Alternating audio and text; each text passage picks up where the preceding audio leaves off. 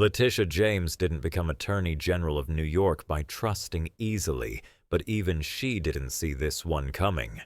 The breach didn't start with a subpoena. It didn't leak from a reporter's pocket or arrive through encrypted channels. It started with a mop, or more precisely, with the woman holding it.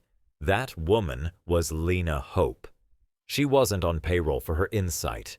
She had no clearance level, no badge, and definitely no seat at the long mahogany table where policy was debated and careers were decided. But what she had, what no security system or ethics committee could replace, was the rare, inconvenient habit of noticing things. And that one habit was about to save Letitia James from walking blindly into a political firestorm designed to destroy her. No one ever really saw Lena. That was the point. She wasn't background noise, she was the space between, always on time, always silent. Her presence barely registered among the click of heels and the hiss of espresso machines in the office of the Attorney General. She remembered every face, though they never remembered hers. The deputy who always carried a stack of files under his left arm. The press assistant who left a trail of lavender perfume and self-doubt. The junior aides who never looked up from their phones unless someone more powerful walked by. Lena kept track of it all, filing details like other people filed taxes. Quietly, reluctantly, and always in order. She wiped surfaces according to how light would catch them at sunrise, never against the grain. She arranged desk pens back into their original angle after someone had shifted them half a degree. Most of all, she saw the city's most powerful legal office not from a place of reverence, but of survival. Lena had grown up bouncing through foster homes. You learn to read rooms differently when your safety depends on it. You don't ask questions. You track who enters, who lingers, and who lies about where they've been. You notice who locks drawers out of fear and who forgets to, out of arrogance. That's why, when her assignment changed without explanation, moved from hallway duty to private office service on a Tuesday night, it didn't sit right. Letitia's private office at 8:30 p.m.? That was a Friday job, always supervised, always cleared ahead, but the new schedule was signed, sealed, and slotted on her clipboard. No one mentioned it. No one had to. So Lena clocked in, changed into her gray uniform, tied her hair back, and took the elevator to a floor she rarely stepped foot on. The air on the executive level was different. Still compressed. Like the carpet itself was holding secrets it didn't want aired. Room 411. Letitia James. The door was locked, but the keycard beeped green. Inside, the office was exactly what it should have been. Polished, quiet, untouched. But not by her standards. Not by someone who'd memorized the layout of a pen holder 3 floors down. Something was off. Lena didn't turn on the overhead lights. She never did. It wasn't about stealth.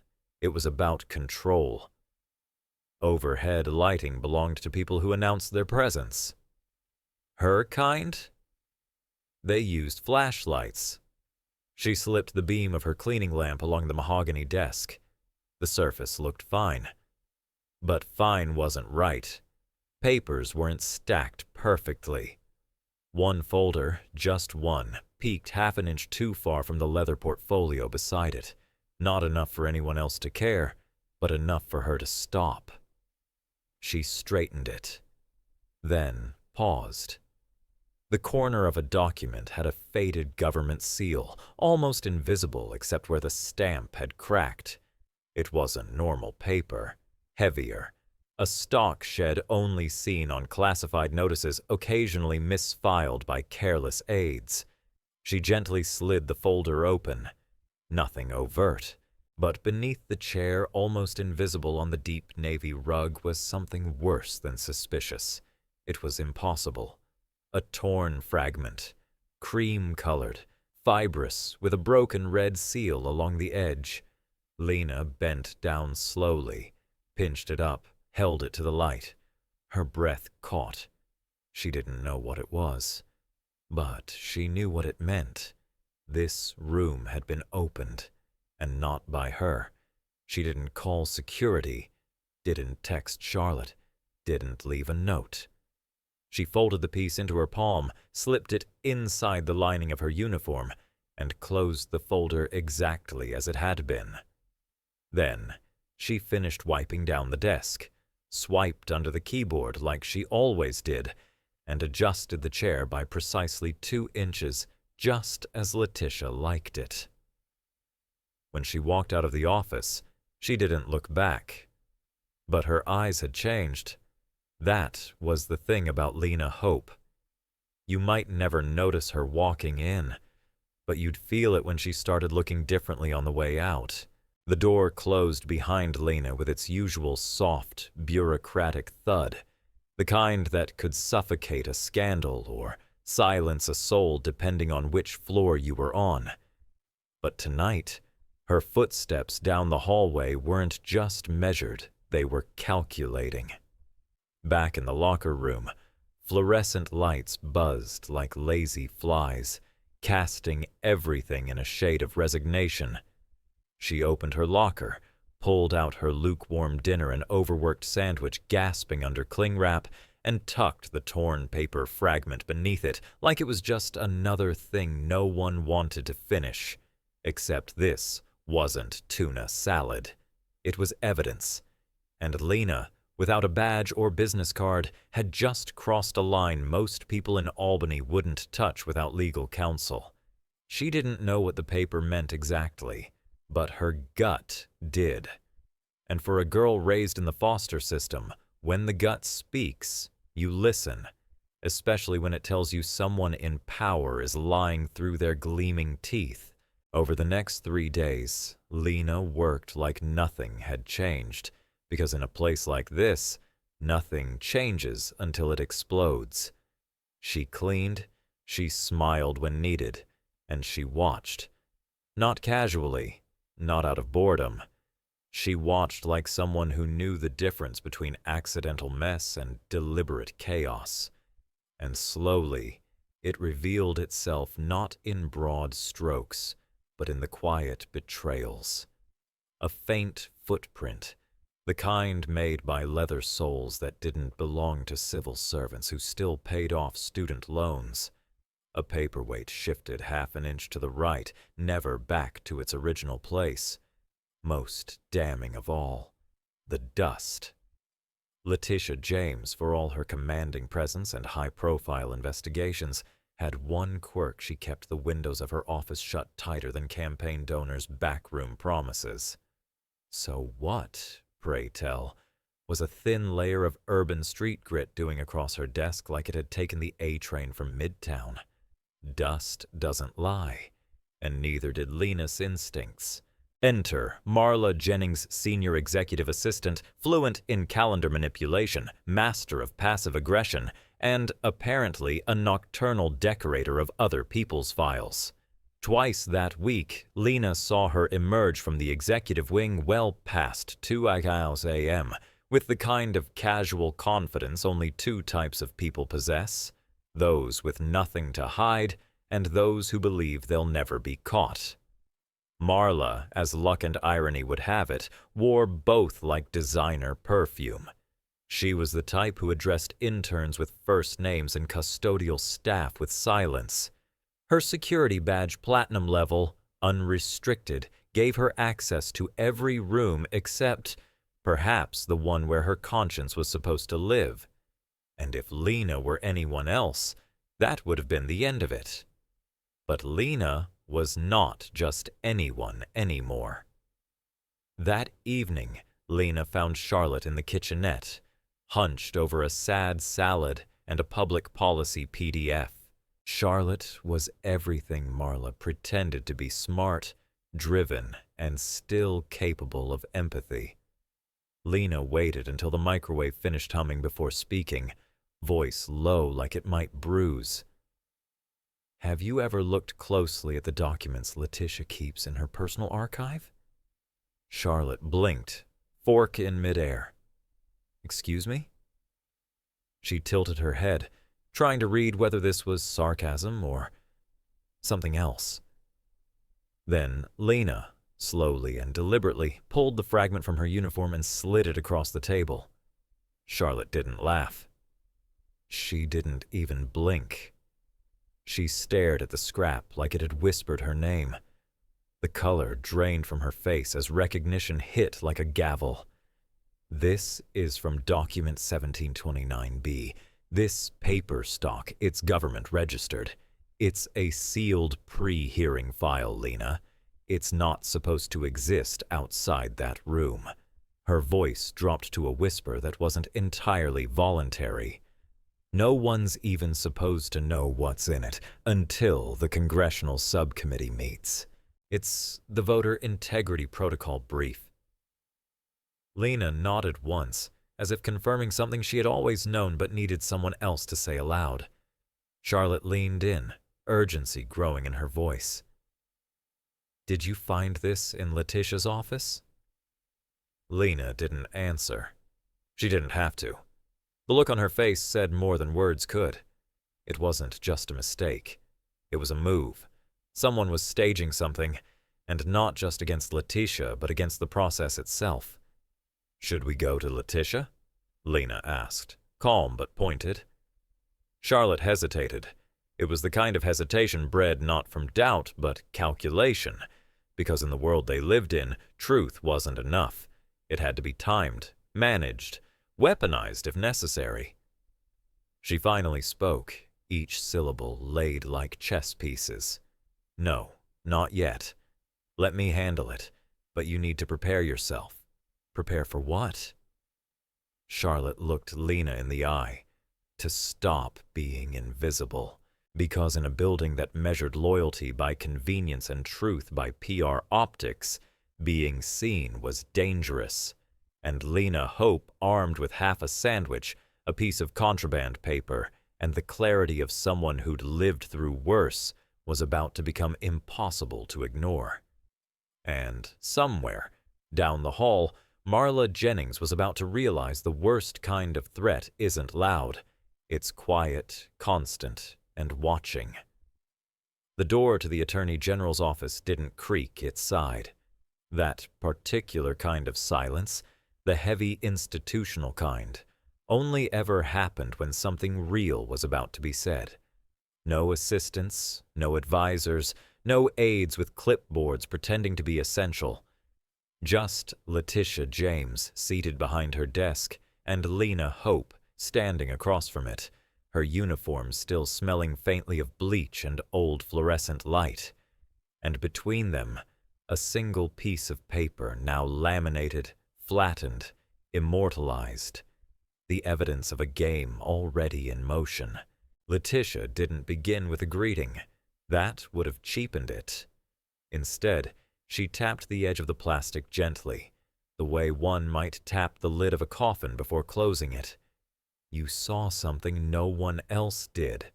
Or worse, something no one else bothered to see. It wasn't a compliment. It was an indictment of an entire office full of people who thought their graduate degrees excused them from paying attention. Lena didn't fidget. She didn't blink. She simply recounted calm, mechanical, like a forensic analyst trapped in the wrong job title. The paper was exposed.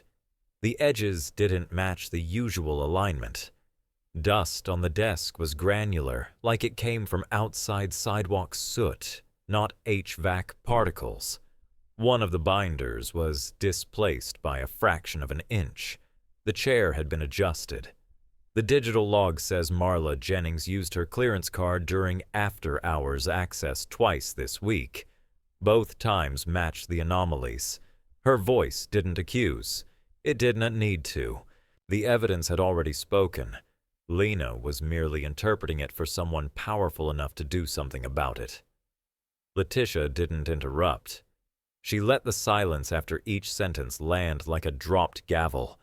Then finally, a response not as the Attorney General, but as someone bone-tired of being circled by vipers in heels.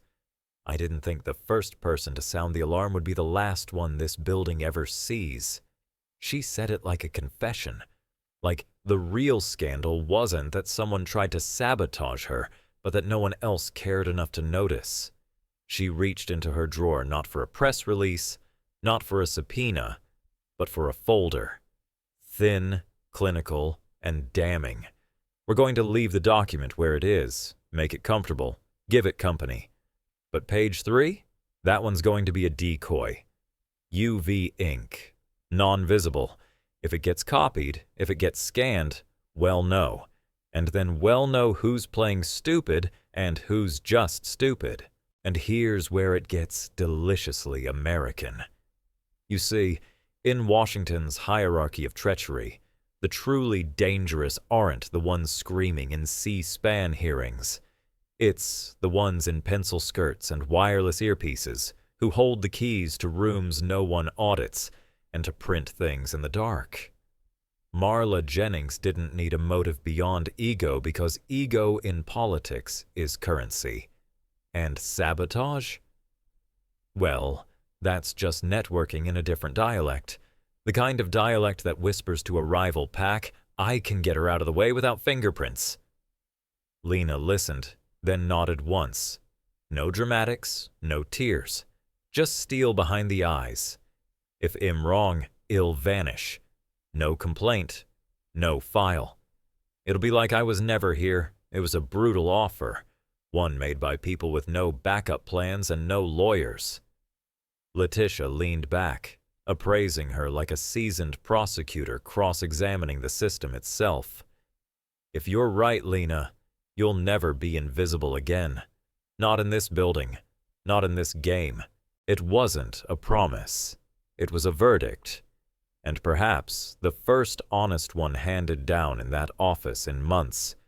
Because Letitia James, no matter how progressive her platform read on paper, was still a gladiator.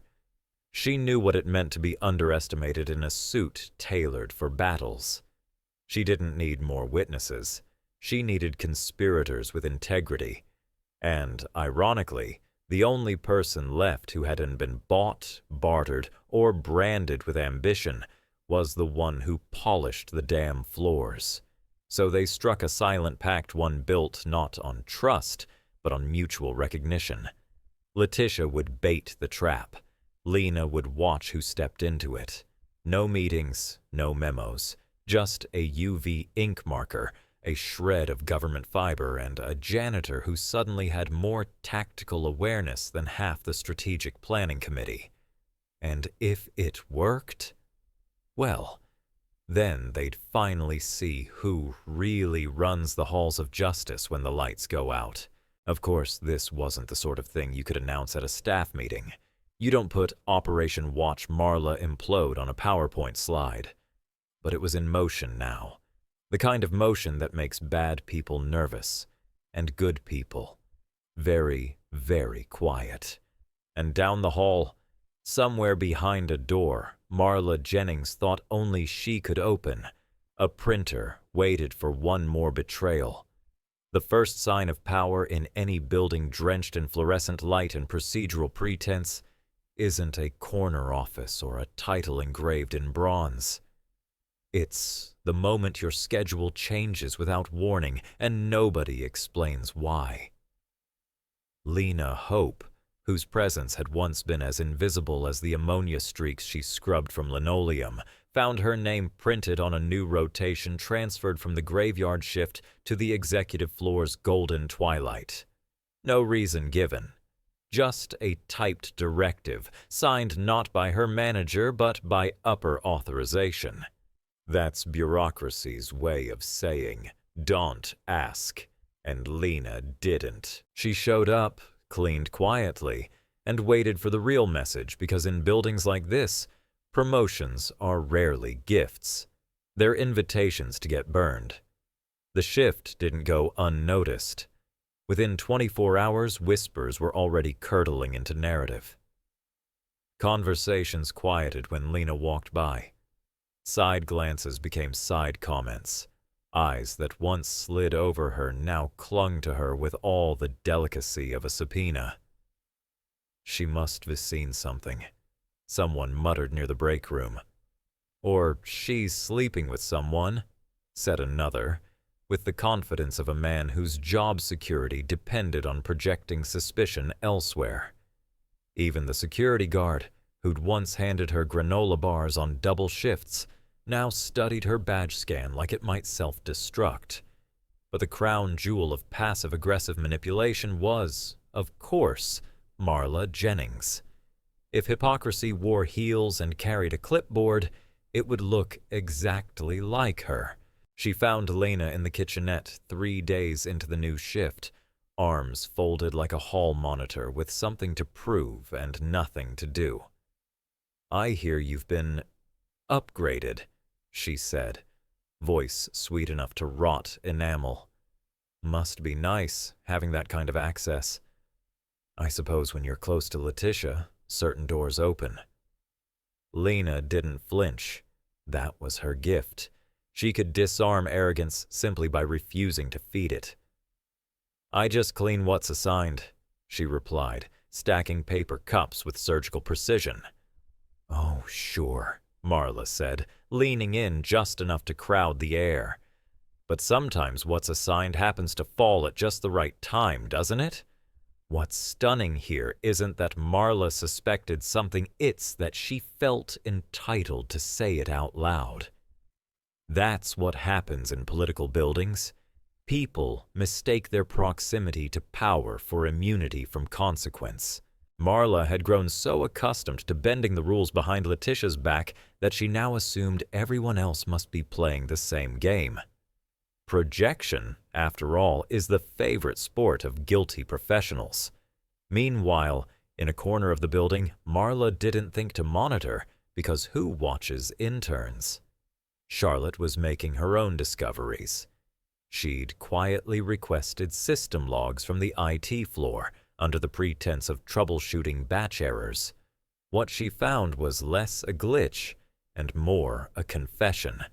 At precisely 2:13 a.m., a 23-page file had been printed from the machine directly across from Letitia's private suite. The job ID, MJ Admin. For the record, MJ didn't stand for Michael Jackson.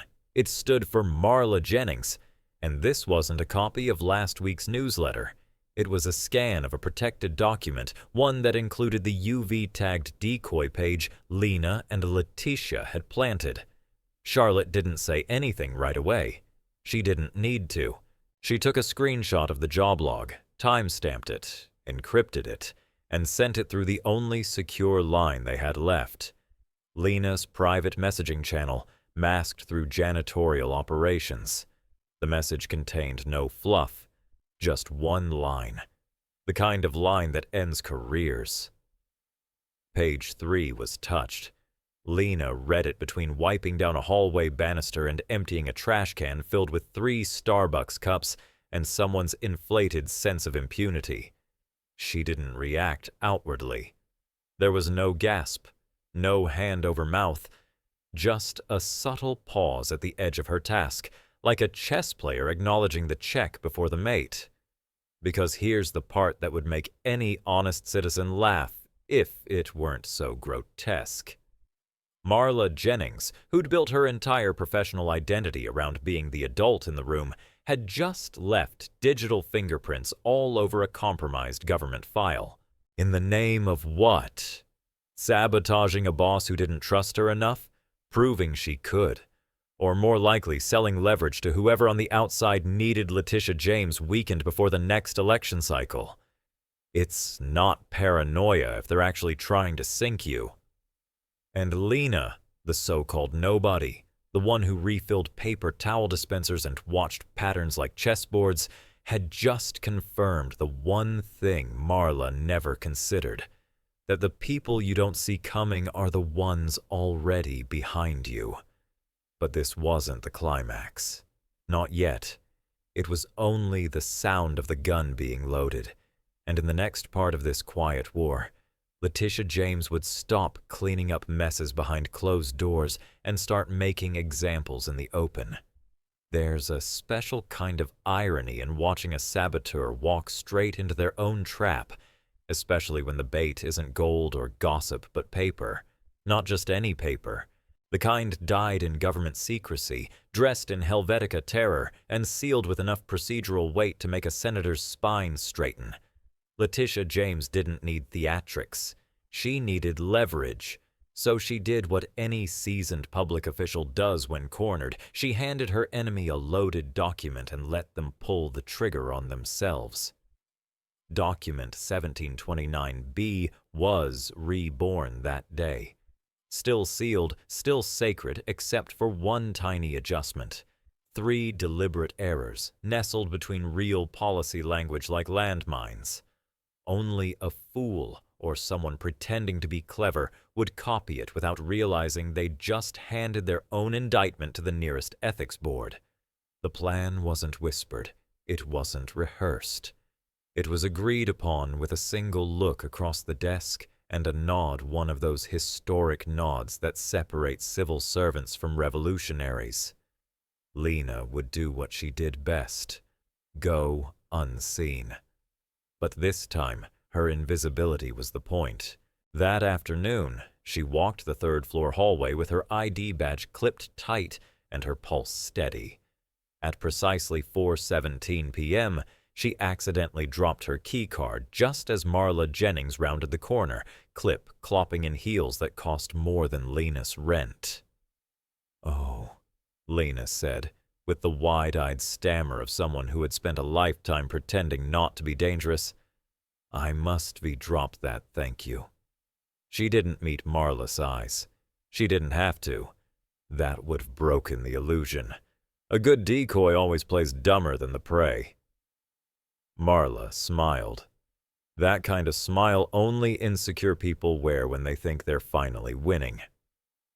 She handed back the card like she expected a medal.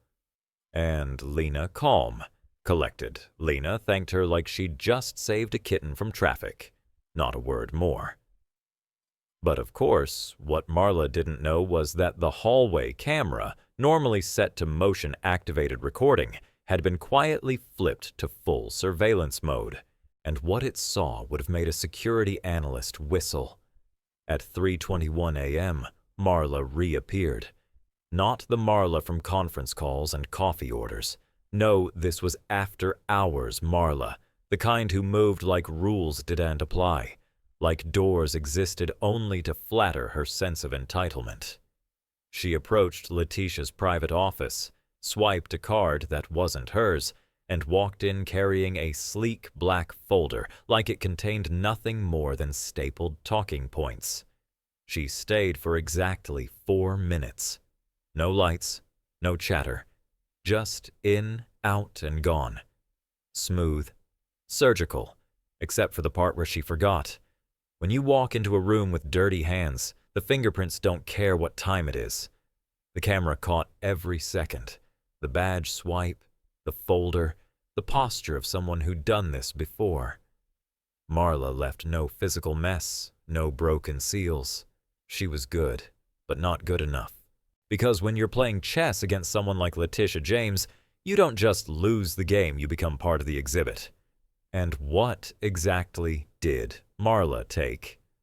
Oh, just the document with 3 quiet mistakes, a quote misattributed to the wrong judge, a vote count that never existed, and a policy clause that contradicted public record.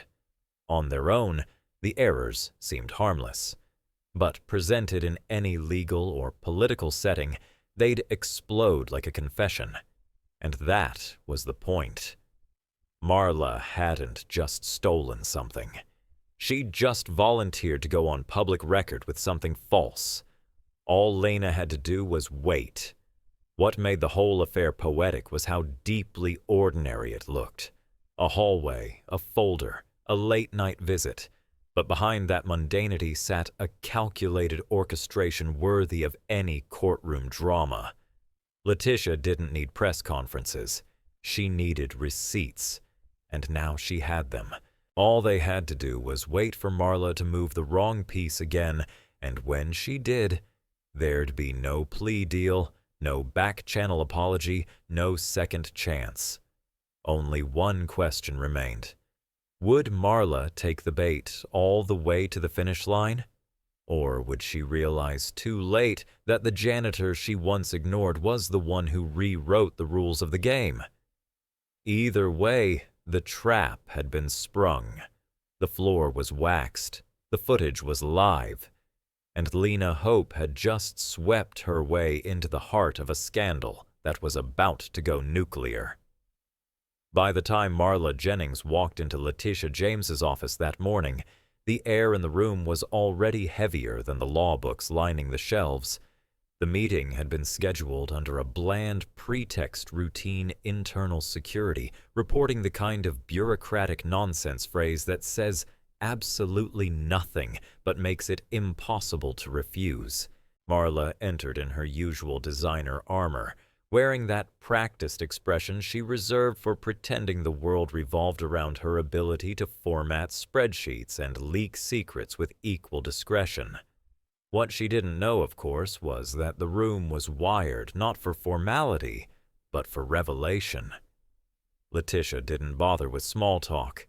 No welcome, no preamble, no water offer. She simply gestured to the screen on the far wall and pressed play. The surveillance footage rolled without sound. 3:21 a.m., hallway outside her private office. Marla, clear as a confession, swiping a badge that wasn't hers. Entering, exiting. 4 minutes of silent, damning choreography, and then black screen. Letitia didn't speak. She didn't have to. She just turned toward Marla, stone still, waiting. It was an old prosecutor's trick. Let the silence fill the space until the guilty either cracked or confessed. But Marla? Marla smiled. Not a twitch of panic, not a flicker of shame. No, she looked Letitia dead in the eye and delivered the kind of line that's equal parts audacity and delusion. If you think you're the one in control here, you're wrong. I'm not the only one involved. Letitia raised a brow, not in surprise, but in calculation. Who else, then? The state's ballot certification team? A federal PAC with too much money and too little oversight? Or maybe her voice dropped just enough to be heard as I cut a janitor with a better moral compass than half this building. Marla tilted her head toward the door, lips curving like someone about to tell a cruel joke at someone else's funeral. She works for your opponents. I'm just proving it. I am not the traitor here, Letitia. She is. There it was. The real plan, naked and grotesque. Not just theft, not just sabotage, but framing Lena Hope, an hourly worker with no defense team, no political armor, no PR firm on speed dial as a planted mole. A domestic operative, if you want the sanitized version. The kind of narrative that cable news producers drool over. And Marla, with the venomous calm of someone who'd rehearsed this moment, was betting that no one would believe the word of a janitor over the credentials of a senior aide in heels. The room froze. Not literally, but atmospherically, like someone had cracked open a freezer door and let the cold truth seep into the walls. Letitia didn't respond right away. Her eyes narrowed, not in anger, but in a kind of forensic recalibration. This wasn't a disciplinary hearing anymore. This was political warfare, and Marla had just detonated a claim so dirty, so textbook in its cynicism, that even seasoned smear merchants would have paused to take notes. Outside the door, Charlotte was listening. She had heard enough, and unlike most people in that building, Charlotte didn't wait for permission to intervene. She stormed in without knocking, holding a sheet of paper that didn't just change the conversation, it ended it.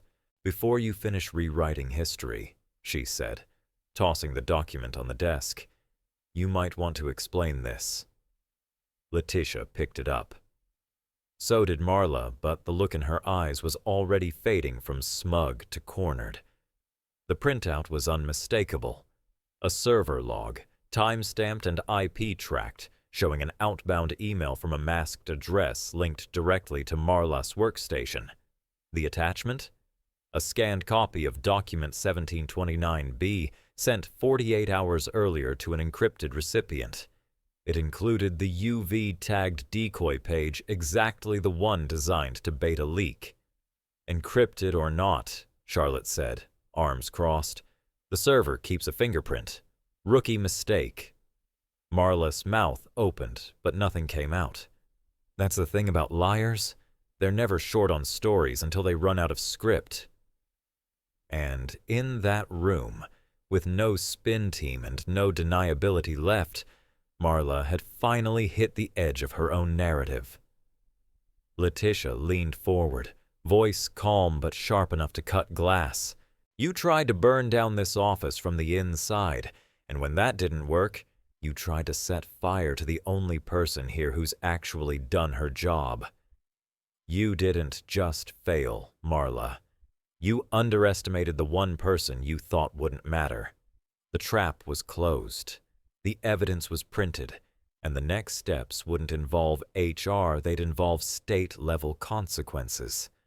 But for Lena, watching from down the hall, the damage had already been done. She had walked into this building invisible. Now, she was a name in someone else's scandal, and whether she liked it or not, the spotlight was coming. The only question left was whether she'd be swallowed by it or step forward and take the damn microphone. In the sterile, windowless conference room on the 4th floor where dreams of promotion usually came to die and bad coffee lived forever, Letitia James sat at the head of the table like a judge without a robe. On her right, the head of HR. On her left, Charlotte, holding a folder so damning it practically smoked. The screen on the wall displayed a simple, color-coded dashboard. 3 emails, 3 timestamps. 1 sender, no defense. Lena wasn't there. She didn't need to be. Her name was already on every page. The audit had taken 48 hours, and not a second longer. Letitia had called in the full IT team, not just the usual keyboard cowboys who spent their days resetting passwords, but the forensic-level analysts whose job it was to find digital ghosts no matter how well they were dressed. The parameters were clear. Encrypted emails, internal network only, 2-week window. What came back was a modern betrayal, bullet-pointed. 3 outbound messages, each sent from the same terminal, an unassuming workstation tucked inside an auxiliary admin office on the 5th floor, each carrying an attachment, a high-resolution scan of document 1729B, and each followed by a line of text so cartoonishly criminal it would have embarrassed a villain in a bad Netflix political thriller. Be sure to use Lena's keycard. Smudge her fingerprints on page 3. Marla Jennings didn't just leak the document. She tried to pin it on the janitor. She drafted her own fall girl, printed her ticket to martyrdom, and hit send 3 times like it was just another calendar invite. Charlotte had printed the full metadata, line by damning line, and handed it to Letitia without ceremony. No exaggeration, no commentary, just the truth, organized in 12-point font. Letitia didn't yell. She didn't accuse. That kind of theater was for people who needed to feel powerful. Letitia already knew where she stood. She simply turned to Marla, now seated like a defendant who'd accidentally wandered into her own trial, and said in a voice cool enough to lower the room's temperature, "I'm not firing you." For a brief second, Marla almost smiled. Letitia continued, razor dry. "I'm referring you to the state's Criminal Investigation Unit. What you've done isn't a breach of conduct. It's a felony. It's the deliberate sabotage of government records and the attempted defamation of an employee under legal protection." You could hear the breath leave Marla's lungs, but she still wasn't done. Some people After all, don't retreat. They detonate. She stood up slowly, hands shaking just enough to betray the bravado that followed. A janitor? Really? Her voice cracked into something smug and shrill. You're going to let a mop-wielding nobody rewrite protocol in this building? What is this, some diversity internship for whistleblowers? Letitia said nothing. She simply reached into the folder beside her and placed a single sheet of paper on the table. Centered, signed, and unmistakable. Hope Protocol, a formal provision for the protection and recognition of employees who report internal corruption. Underneath, her own signature, clear, bold, unapologetic. Marla stared at it. The implication wasn't subtle. It wasn't even metaphorical. Lena Hope had just become institutional policy. What was once a smear campaign disguised as office gossip had now become a statewide precedent, and that precedent had teeth. Letitia finally met Marla's eyes, but her voice remained surgical. You thought no one would believe her. That's your entire mistake. You built your power on the assumption that the truth only counts when it wears a blazer. But truth doesn't need wardrobe. It needs witnesses. And unfortunately for you, this room is full of them. Marla's final act was as pitiful as it was predictable. She huffed. She rolled her eyes. She muttered something about public theater and optics and media stunts. Then she stormed out, not in handcuffs, but in disgrace, which in Albany was far more permanent. The room fell quiet. Charlotte placed the rest of the documents back in her folder. HR took notes like a man typing his way out of a scandal. And Letitia. She folded her hands, stared at the closed door, and didn't say a word. She didn't have to. Because the statement had already been made in the policy, in the paper, in the silence that followed. And somewhere down the hallway, Lena was still wiping counters, still quiet, still unseen, but no longer unprotected. And that was only the beginning. By sunrise, the story had leaked like all great political dramas do through unnamed sources with direct knowledge and a conveniently timed coffee run to a reporter who still owed someone a favor. The headline hit the wires with the precision of a well-aimed subpoena. Attorney General Letitia James Thwart's internal leak of pre-hearing document. Tip came from staff member. It was the kind of line that sounded clean, heroic, almost sterile until you read the comments, because the identity of that mysterious staff member had been left out. Redacted? No, strategically withheld, and in the absence of fact, Washington did what it does best, speculate with manic confidence. Cable news panels lit up. Twitter burned. Was it a junior attorney, a disgruntled aide, a political plant? One late-night pundit, in a moment of rare clairvoyance and zero irony, suggested it might have been the cleaning lady. The word landed like a champagne cork in a funeral home offensive, hilarious and somehow more truthful than intended. Inside the AG's office, the silence was sharper.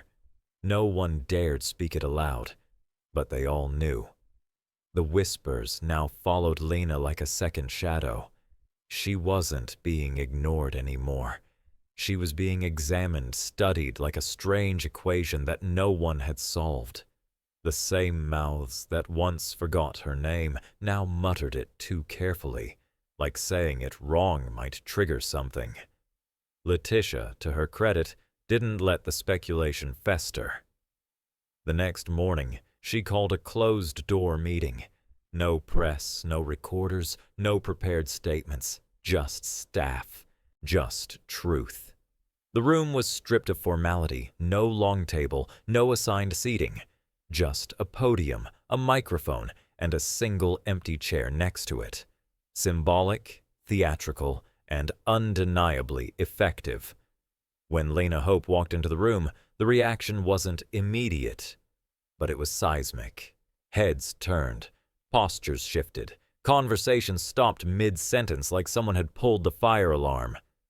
Letitia didn't wait. She raised one hand and said with the clarity of a verdict, "I didn't ask her here to applaud. I asked her here because if it weren't for her, this office would be walking into a hearing tomorrow with a fraudulent document on the record. And that wouldn't just be a scandal, it would be a damn implosion." The room froze. Then a ripple. Then applause, awkward at first, then rising into something more forceful. Lena stood still. She didn't wave, she didn't bow, but she also didn't look down. For the first time in this building, Lena Hope met every stare head-on, and she didn't blink. Letitia waited for the applause to fade before continuing, voice even, but marked with steel. "You all work in government. That means you know how easy it is to get cynical, how convenient it is to assume that only certain people, certain roles, certain R-sums deserve to be believed. Lena proved otherwise. She proved that integrity doesn't require a law degree. It requires eyes open and a spine intact. She didn't give Lena the mic. She didn't need to. Lena's presence was louder than any speech she could have made, and when the meeting ended, no one rushed the door. They lingered. They watched her leave. Not like a ghost this time, but like someone who had just walked into the light and stayed there. Later that day, without ceremony, a maintenance team installed a small bronze plaque on the wall outside the document archive. It was elegant, it was quiet, and it said everything that needed saying. Hope Protocol. Every act of interference leaves a trace, and someone is always watching. It didn't name names. It didn't need to. Everyone in that office would remember who it was for, because now the woman they once looked through had become the one standard they couldn't ignore. And somewhere, deep in the heart of state bureaucracy, a lesson was now etched in metal and in memory. That power without scrutiny is a fraud, and sometimes the janitor sees what the executive refuses to look for.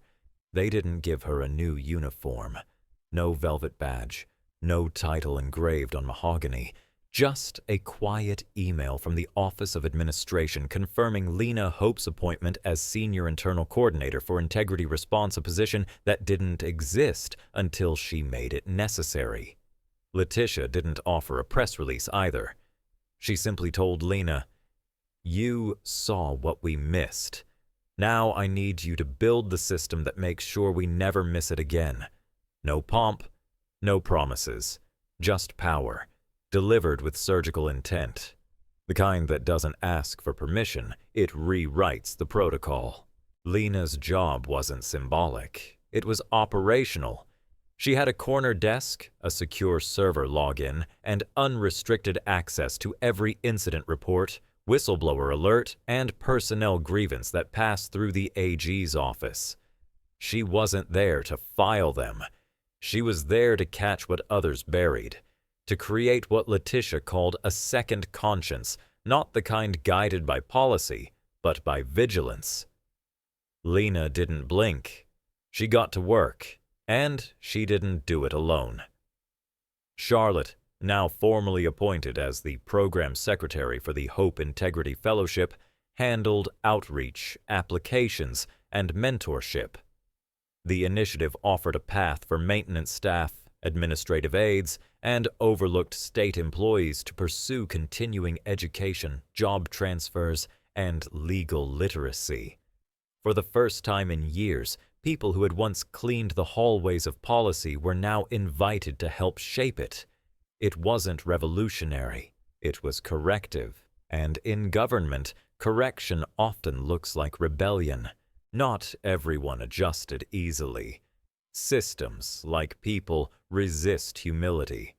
So when Rourke, the aging head of security, whose boots had stomped down more ambition than he could count, approached Lena one afternoon, she braced for another veiled insult delivered with a grin. But this time, there was no sneer.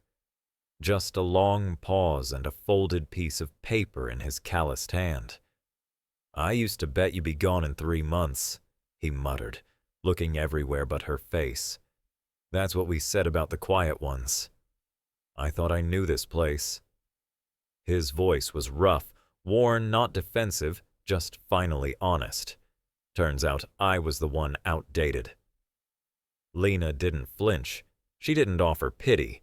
She only tilted her head slightly and asked, "When you started here, did you ever wish someone really saw you?" Rourke blinked slowly, then nodded. "You just made the whole damn building look again," he said. And then he walked away, not in defeat, but in respect.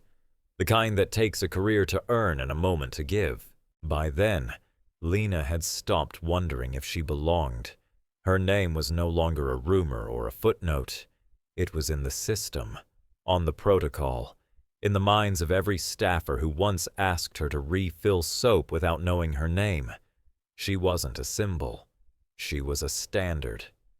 And as the hallways of the AG's office adjusted to this new gravitational pull, the silence around Lena didn't return. It had transformed, no longer empty, no longer condescending, but full with the weight of acknowledgement, with the echo of footsteps that now paused when passing her desk, with the understanding that the woman who used to vanish into the margins was now the one responsible for redrawing them. And in the silence that followed Rourke's retreat, Lena didn't return to her desk right away. She stood for a moment longer, one hand resting on the doorknob, the other in her pocket, still tracing the edges of that laminated paper fragment she had once hidden beneath a sandwich, because the building had changed, but she remembered how it used to feel. 1 year later, the carpet in the Capitol's West Wing auditorium had been replaced, but the politics remained the same, polished on the surface, unpredictable beneath. The annual integrity review, once a formality plagued by spreadsheets and passive applause, had taken on a different tone.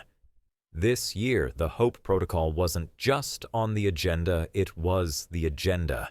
Adopted as a model system by 5 state agencies and counting, it had become the kind of bureaucratic miracle few believed in, a reform that actually worked, and worse, one that couldn't be credited to a task force of career climbers with 4 surnames and 0 convictions.